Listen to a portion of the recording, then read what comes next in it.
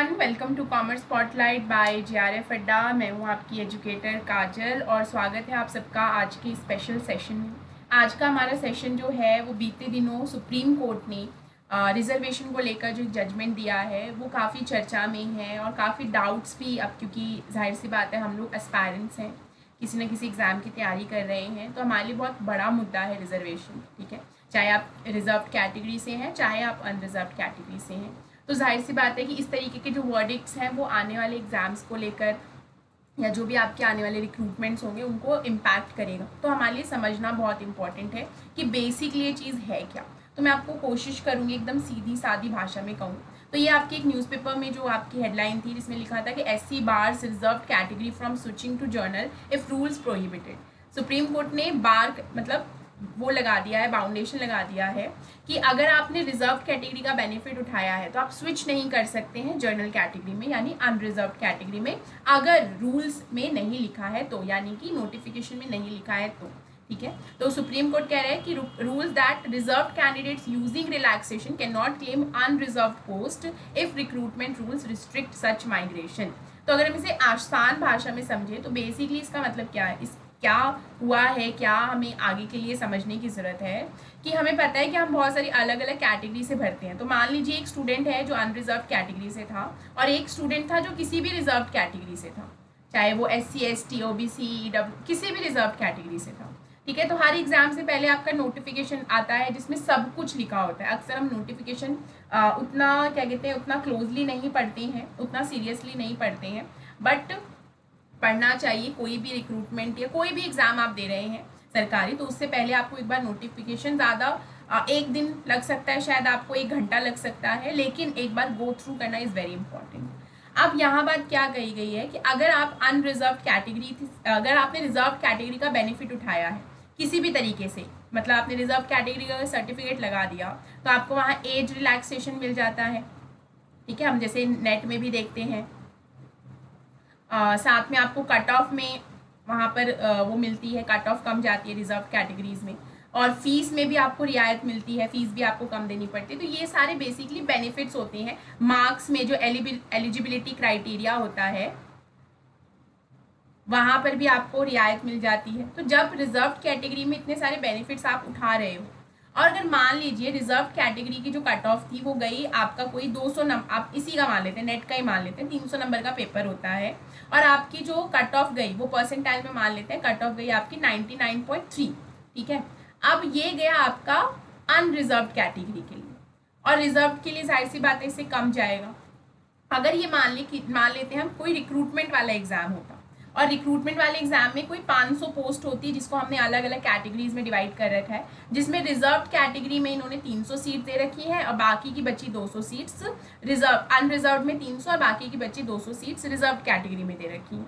अगर कोई बच्चा जो रिजर्व कैटेगरी से उसने फॉर्म भरा था अपना सर्टिफिकेट लगाकर, सारे बेनिफिट्स उठाए, लेकिन रिजर्व उसकी जो कट ऑफ आई है, मान लेते हैं उसकी कट ऑफ आ गई 99.6, तो अब ये तो रिजर्व कैटेगरी की कट ऑफ थी। ठीक है, बट आपने तो अनरिजर्व कैटेगरी की कट ऑफ थी, बट आप रिजर्व कैटेगरी से फॉर्म फिल कर रहे हैं।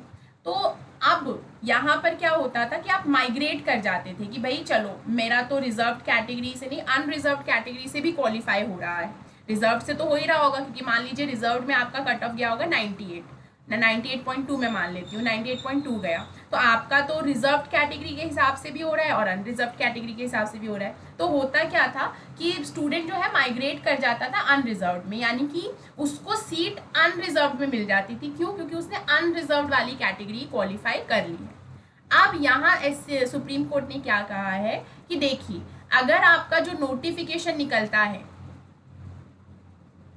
अगर उसमें माइग्रेशन अलाउड है,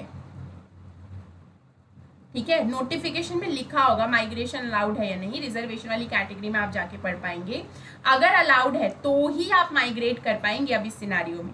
लेकिन अगर नोटिफिकेशन में ऐसा नहीं लिखा है, माइग्रेशन को लेकर लिखा है कि जैसा गवर्नमेंट ने कहा है वैसा, अगर मान लीजिए कुछ नहीं लिखा है, बस लिख दिया है reservation rules as per the government orders, ऐसा लिखा हुआ है, तो आप यहाँ माइग्रेट नहीं कर पाएंगे। क्यों? क्योंकि आप फिर रिजर्व कैटेगरी में ही रहेंगे, आप अनरिजर्व्ड में नहीं जाएंगे। ठीक है, क्योंकि होता क्या था, आप रिजर्व में चले जाते थे तो यहाँ एक सीट जो कि किसी अनरिजर्व कैटेगरी वाले स्टूडेंट को मिलती, अब वो किसी रिजर्व कैटेगरी वाले स्टूडेंट को मिल रही है, तो यहाँ एक सीट खाली रहेगी और यहाँ एक रिजर्व वाले को मिल गया सीट, जिसकी वजह से अनरिजर्व वाले को नहीं मिल पाएगा। तो यही चीज़ जो है सुप्रीम कोर्ट ने बैन की है। अब यहाँ पर डाउट क्या निकल रहा है कि मैम मतलब क्या अब हम बिल्कुल जो रिजर्व कैटेगरी से हैं वो अनरिजर्व में नहीं जा पाएंगे क्या? तो देखो ऐसा नहीं है, बस वो नोटिफिकेशन में क्या लिखा है उस पर डिपेंड करता है।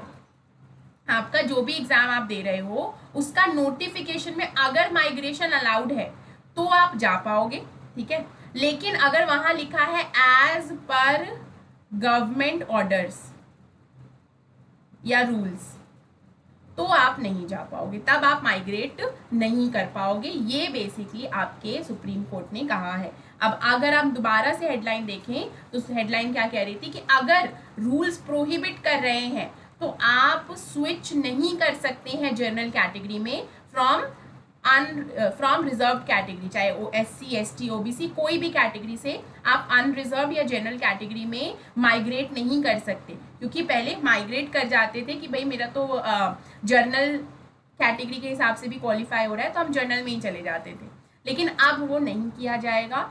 हाँ, अभी भी अगर आपके नोटिफिकेशन में माइग्रेशन लिखा है that migration is allowed,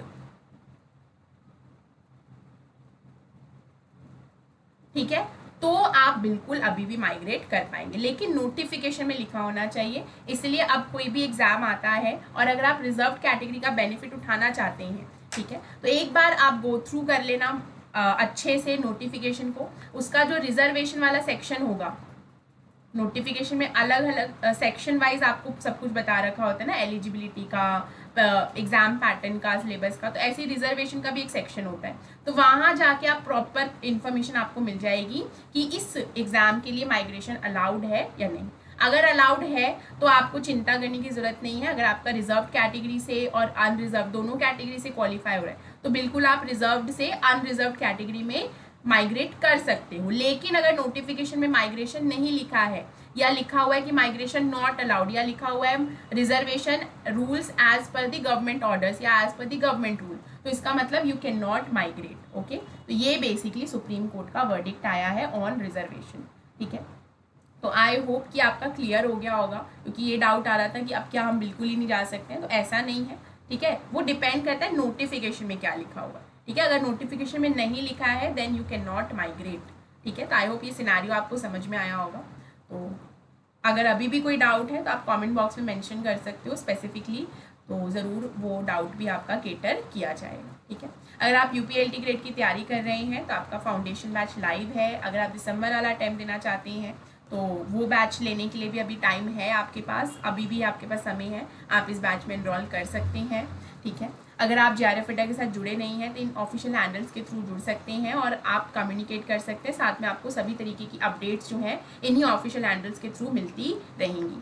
app download करना एक बहुत बेनिफिशियल हो सकता है आपके लिए, क्योंकि यहाँ पर बहुत सारी चीज़ें आपको फ्री ऑफ कॉस्ट दी जाएंगी। जैसे आप डेली का टेस्ट लगा सकते हैं फ्री में, आपको यूट्यूब के जितनी क्लासेस होती हैं उनका कंटेंट जो है PDF के फॉर्मेट में वो फ्री में मिलेगा ऐप के ऊपर। हर संडे फ्री एक फुल लेंथ मॉक टेस्ट होता है ऑल इंडिया लेवल का, वो आप दे सकते हैं और साथ में आपको बिल्कुल फ्री में काउंसलिंग सेशन अटेंड करने का मौका भी दिया जाएगा, ठीक है। तो आई होप आप ये जो इन्फॉर्मेशन हमने थी वो आपको मैं अच्छे से समझा पाई हूँ। अगर स्टिल आपका कोई स्पेसिफिक डाउट है तो यू कैन कॉमेंट एंड मैं ज़रूर उस डाउट को कैटर करने की कोशिश करूँ। तो मिलते हैं हम लोग ऐसे ही किसी नेक्स्ट सेशन में, तब तक के लिए thank you very much and bye bye.